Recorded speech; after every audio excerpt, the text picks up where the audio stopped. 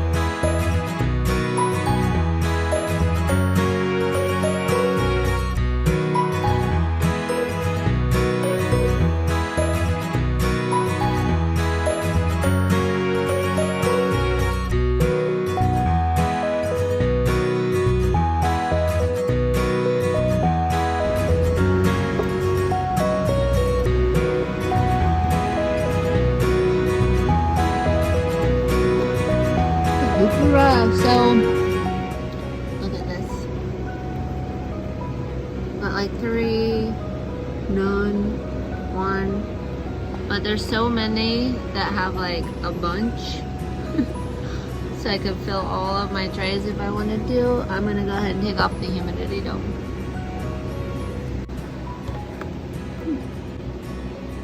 Delphinium. There's still some trying to pop up. This might be getting a little too wet, but I'm gonna leave this. Not enough of the trays are full. Delphinium. Oh my gosh. The Campanula are starting. Only a few though. Leave it on. Those have been going for a long time. I just planted this Ageratum and look, it's starting. Those are itty bitty seedlings starting to pop already. Yay! So my Verbena is doing nothing, but it's not getting what it needs, and I know that, and I need to do better. It needs to get like 85 degrees during the day, and then it needs to get at 65 at night. So I probably need to force some of those rules to make this pop. It's been here a long time. Got some blue sea holly. There's a bunch of them still coming up, so I think I'll leave the dome on. Oh my gosh. I just planted this. It's mahogany splendor hibiscus. I planted it 2 days ago, and it's already all popping. I wasn't even sure. It said I should soak the seeds for a long time, and I did not soak them. And look at this. It must have been like the perfect temperatures.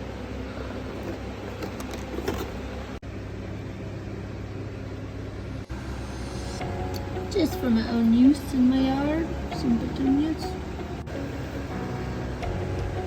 So I've got my Delphinium, which is crazy because none of these cells were, like, it wasn't full when I took the humidity dome off, but it's pretty much full now. So taking the humidity dome off didn't really matter. They still germinated, and it looks like I have some kind of grass that came with them. Nice. Maybe I'll put that in my yard. Or maybe it's regular grass. I don't really know at this point. The mint. Made it all nicely. It's just little. So that's an update on my seedlings. Anything I didn't show you hasn't germinated yet, so I just closed the lid after I peeked in there. But that's how they look right now. You can go back through my other videos and see when I planted them if you want to compare your plants to mine, or if you wonder why yours aren't germinating, leave a comment. I try to answer all the comments. I don't have so many subscribers that I can't answer your comments, so I can do that. So let me know, and I wish you could post pictures in the comments because it would be cool to see your guys's too. If you have links or something, go ahead and share them and I'll check them out.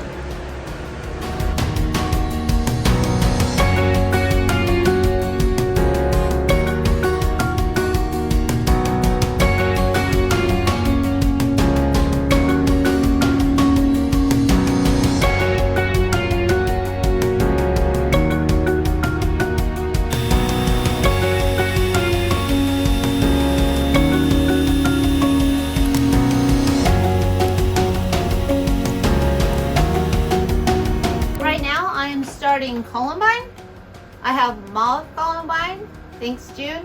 I have Coralie, and I have McKenna's Giants. And I only need about 1 tray of the columbine, so I just did 24 of each type, and I guess I could sprinkle the rest in my garden or find another place for them, or maybe I'll need more next year, who knows. So that's what I'm starting today, and then I need 5 trays of stock. And if you're wondering about these trays, yes, I know, they're kind of falling apart, and okay, they have holes in the bottom, so I know that these are not going to stay here forever. I have more on the way. I just don't have any, and I wanted to get these started and under lights. So in a couple days I'll get the right trays, and I'll just lift these trays out and put them in. So it's just another day of seed starting. And now I am starting my stalk, which needs to go 1/4 of an inch down, so it needs covered. And I have Japan all double yellow, Canada white, Beauty mix, Japan all, oh, same one. Japan all white, all double white surf, high double white, Mathilda mix, noble white, column mix, and that's it.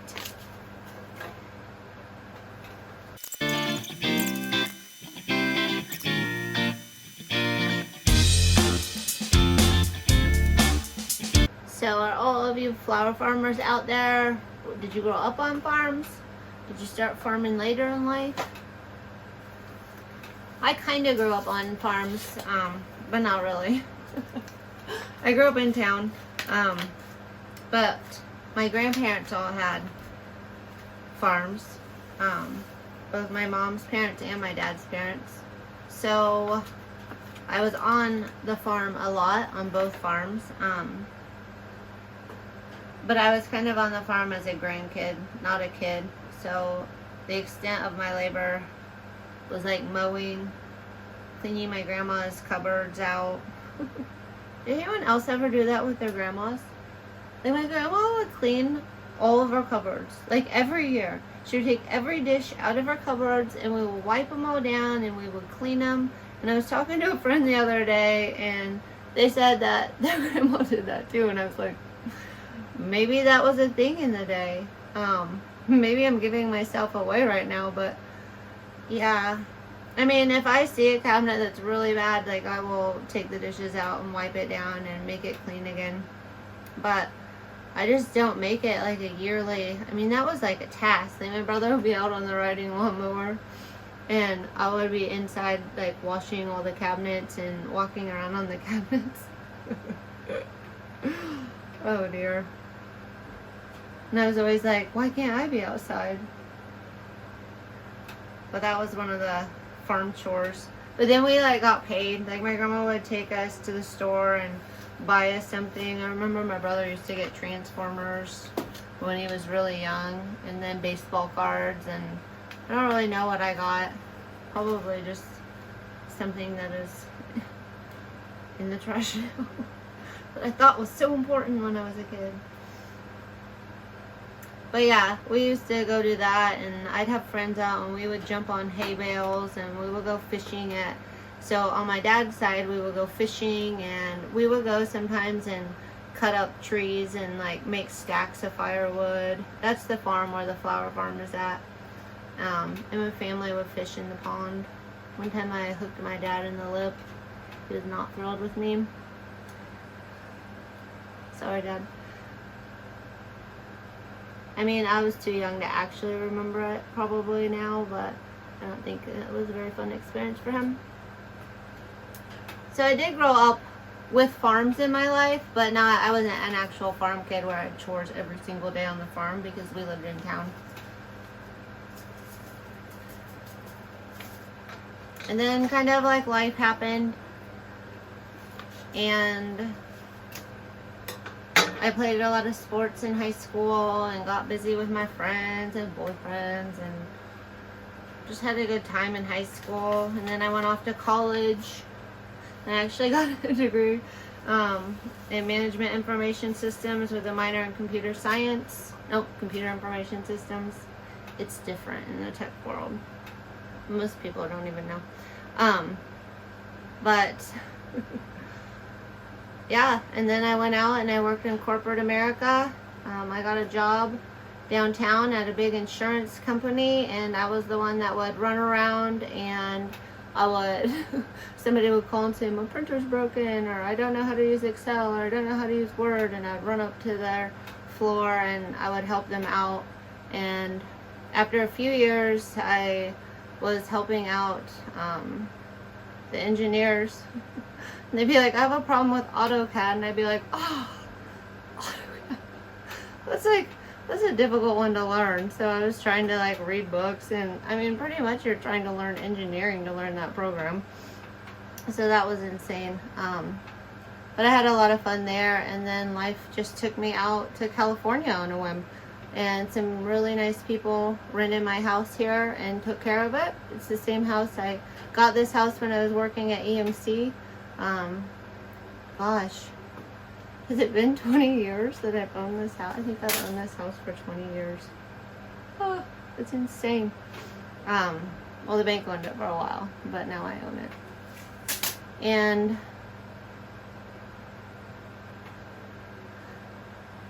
talk and do seeds.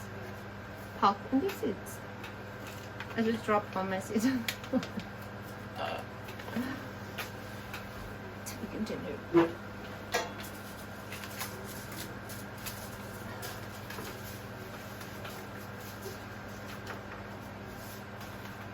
So yeah, I ended up in California, and I was working for it was kind of a software company in the retail industry. We put in point of sale systems and back office systems. And I got to travel the world, really. I mean, I have been to almost 43 states between those two companies. I've been to Europe. Over there I went to France and Italy and Switzerland. I've been to Bermuda, Mexico. Everybody that lives in California goes to Mexico. Some crazy experiences in Mexico, let me tell you. And yeah, I learned their systems, and I kind of worked my way up in the company, and I knew the systems really well, so we started putting them in like crazy.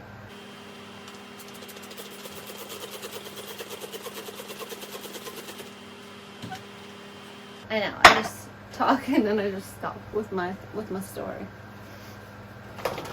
I'm practicing on you guys. I have to give a few speeches about my flower farm, and so I've been practicing, or I want to practice.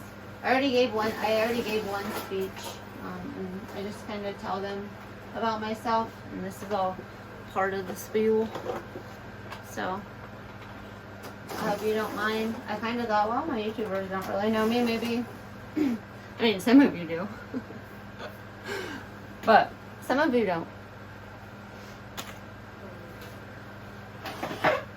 So anyway, so I worked for that company, and it got crazy. I really dedicating myself to learning the software and knowing it really well, and pretty soon it just seemed like I was kind of a helper. Like I always wanted to help anybody, so if somebody, you know, like had a question or didn't know what they were doing, I would try to help. And after a while, since I wasn't the one actually putting the systems in as much anymore, I was able to come back home and work from home.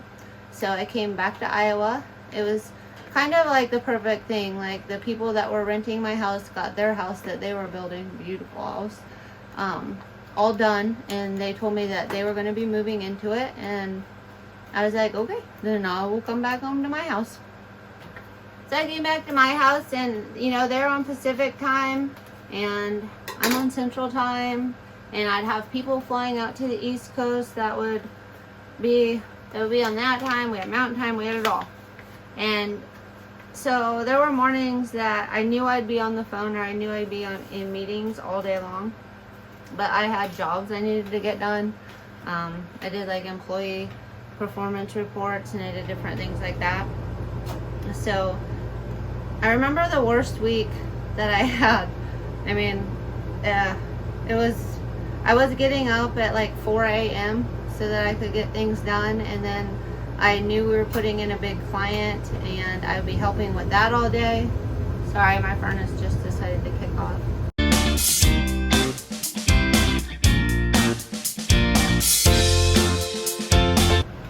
Okay, I think the loudest part of it is over. So anyway, I'm working for the software development company out in California, and I learned the software. I was in tech support first for probably 4 years. So I talked to customers, I worked through problems with customers, I learned what people wanted, what they didn't want, what they liked, what they didn't like. And so I really learned the back office software quite a bit, and then I learned the point of sale system as well. Then we got a new point of sale system, and I studied all the books and I learned it really well. So it's I could be kind of a go-to person for a lot of the information that needed to be had. I mean, I had the sales guys would come to me and say, can the system do this or this or this, and I could answer most of those questions, or I could look it up and figure it out.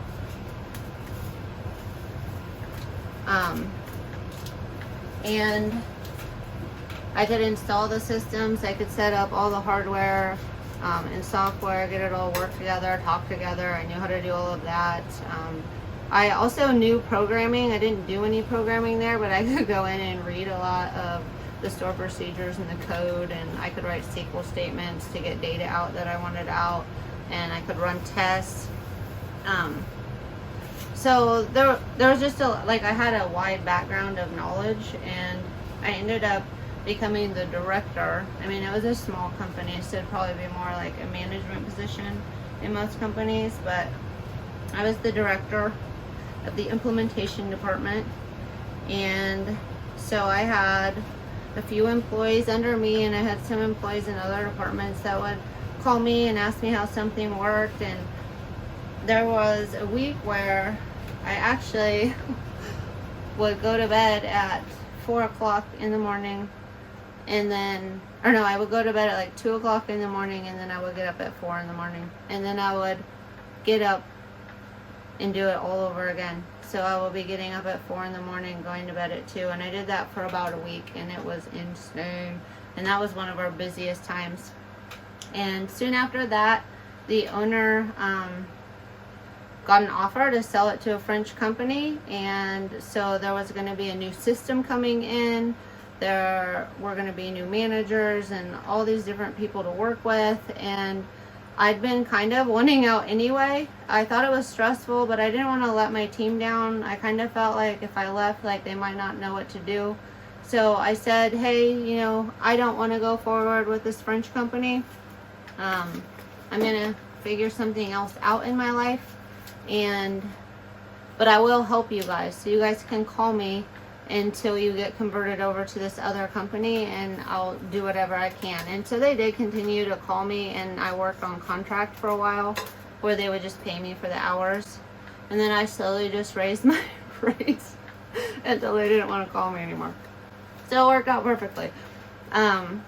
And because I was working all these hours, I mean, I was paid salary, but I was making pretty good money.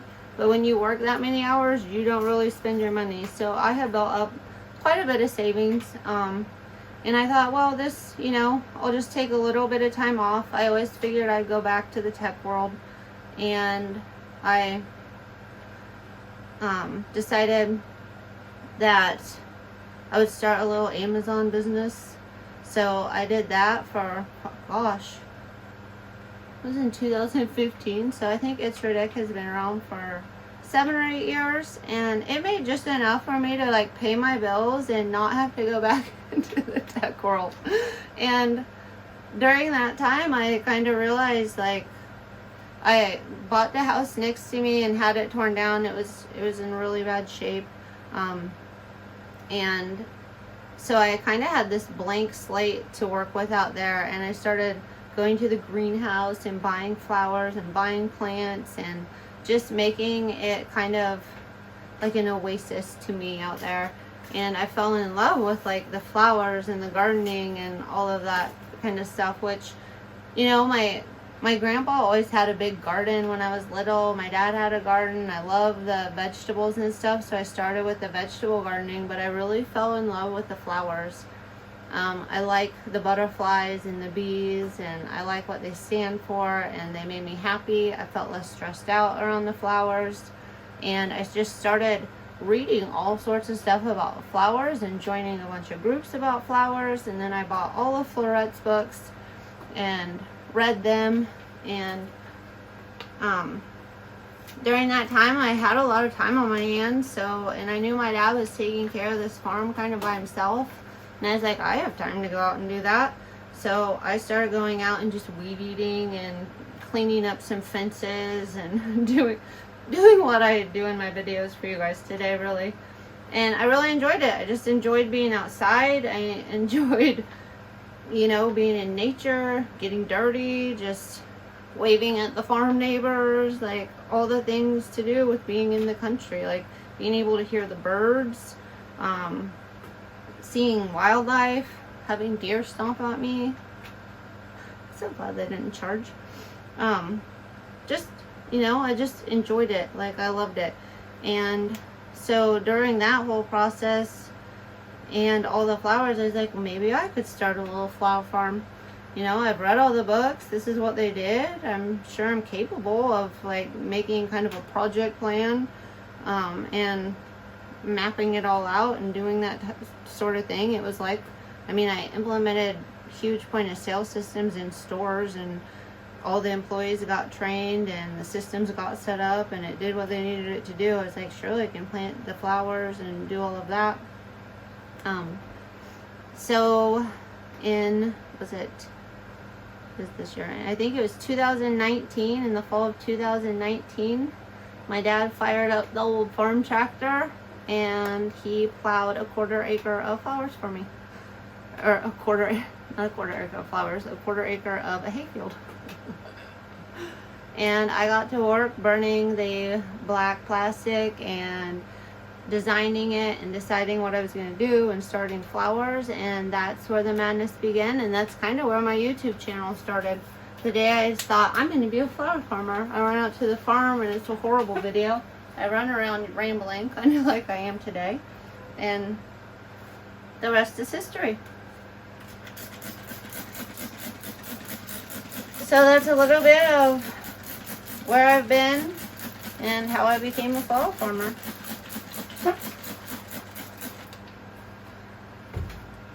And when I talk and don't pay attention, I'm just hoping, like, who knows? I mean, at least my packets are all stocked. I'm hoping it matches.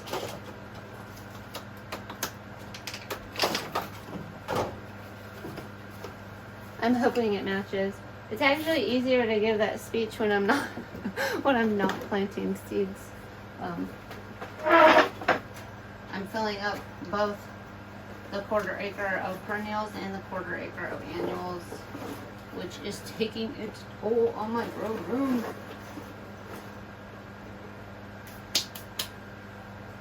2 more trays. So if you're from the Knoxville Garden Club, like maybe you shouldn't have watched this video because that's probably the same information I'm going to give you guys in a few months.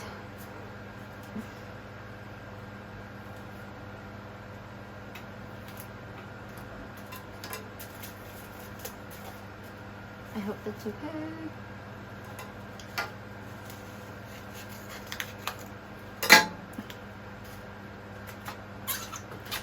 Nate teases me and he kind of laughs at me. So Nate is actually in the technology field. He loves to program. He's a really good programmer. He got into programming Ruby on Rails and he loves it. Like he reads books and watches videos about programming like I do flowers.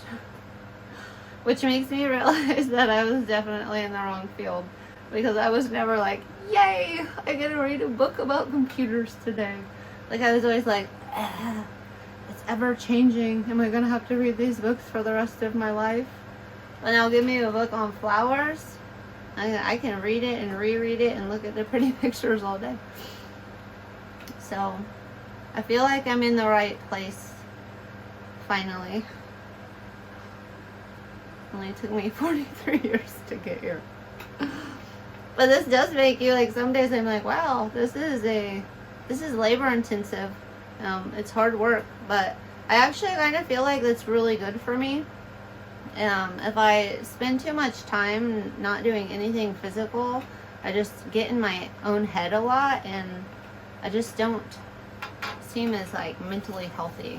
Like this seems to make me just a lot better. So when I tell you that flowers can like bring people happiness, I mean, there's definitely scientific studies that prove it, especially in older people. Like it really helps dementia patients and stuff like that, which I think is really cool because I'll probably have it when I get older. Most of my family has, so I think that'll be me. I hope somebody brings me flowers. I think they can spark a memory. The scent can spark a memory. And a lot of times going back to older times is actually like where you have better memories when you have something like that. So, you know, learning about that.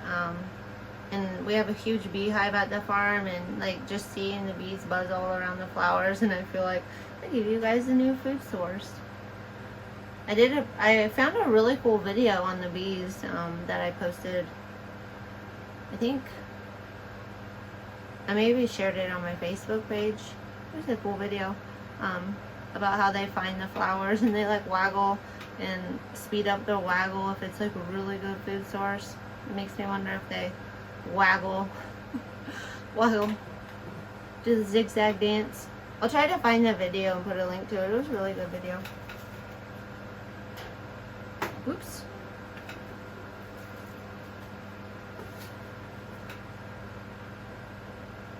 I might have just... Oh, no, I didn't. We'll just switch those. This is what happens when you talk instead of just work and not as efficient.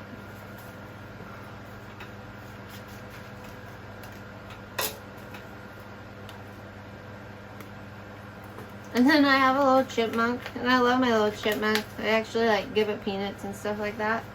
But then another flower farmer came on and said the chipmunks like ruin their field. So I'm like, Monk, you cannot ruin my flower field. Here are some peanuts. Please enjoy.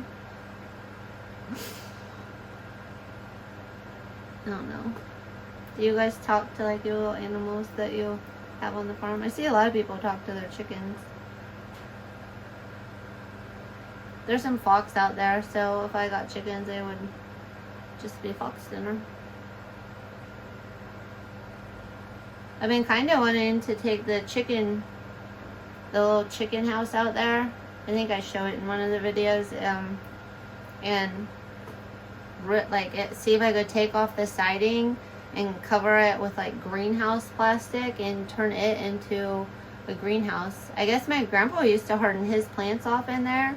And it's actually sunken down in the ground already, which already makes it warmer. So I think it would be the perfect spot. Not much of a carpenter, but you can always learn something, right? Learn something new. Next, you guys will see me out there with a crowbar and a hammer.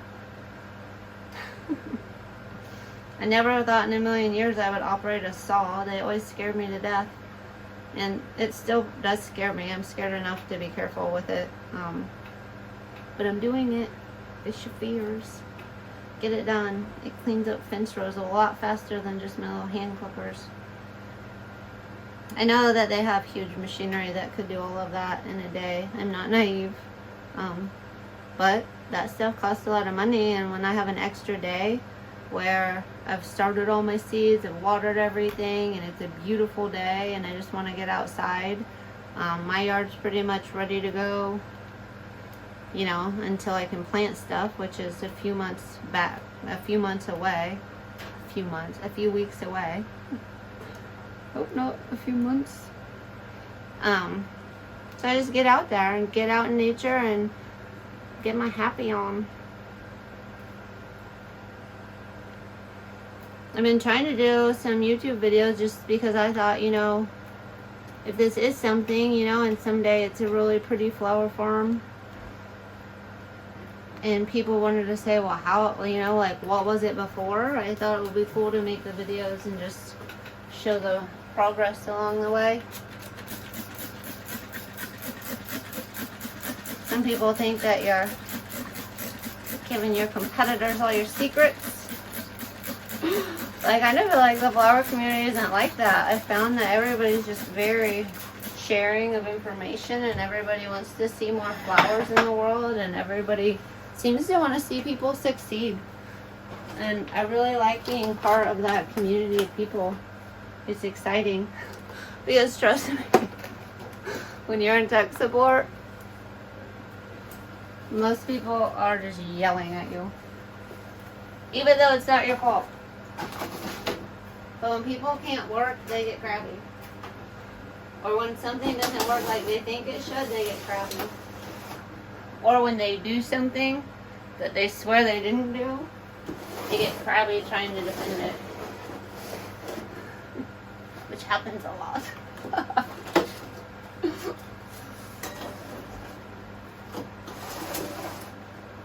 Sometimes those tech people can see what you did. And sometimes you did do. Well, I didn't do anything. I didn't do anything to make it do that. You did, but we'll let you believe that you didn't. It's true. I'm not being mean. It's true. Like, and it's not just like a few people. It's a lot of people. You just learn to kind of just be like, man, okay, you didn't do it.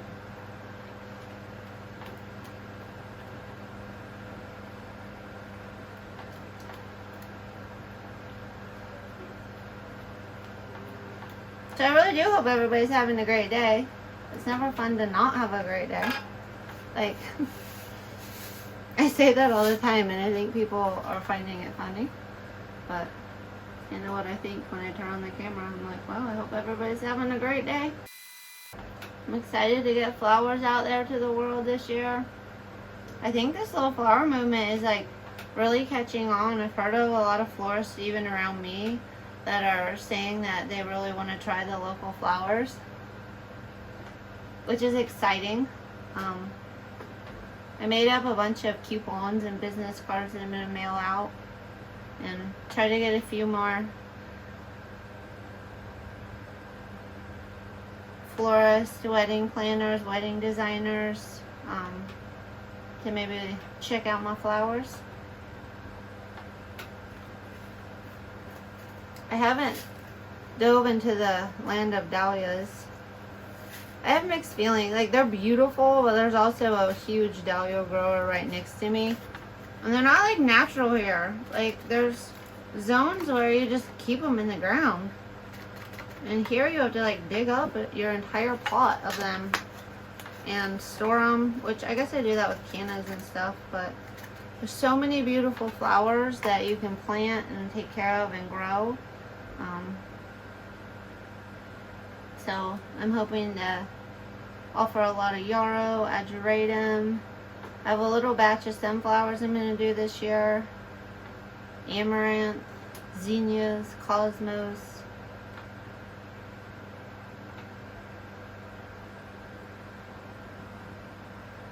Stock. That's what I'm doing right now. Columbine.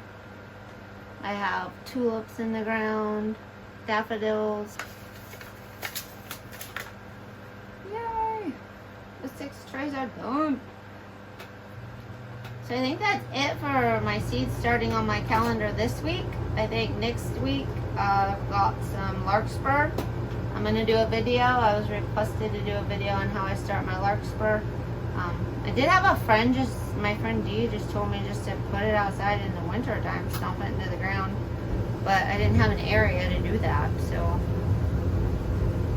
maybe I should put it in the refrigerator. I bet I should. I bet it needs cold stratified if you can do that. We're just gonna try it, see how it goes. If it's not coming up, I'll go stick it in the fridge for a while and then bring it out and see if that helps. Seemed to help the bells of Ireland. That was easy. I made my tray, I stuck it in the fridge, I took it out of the fridge. Worked like a charm.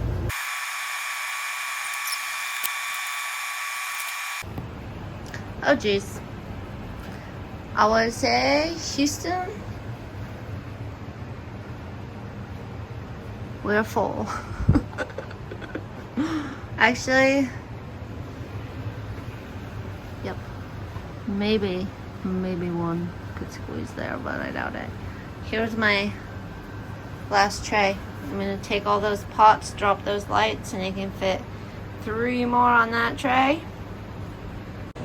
And I'm going to have to start hardening some of these plants off, putting them in some sunlight, getting them out of my grow space.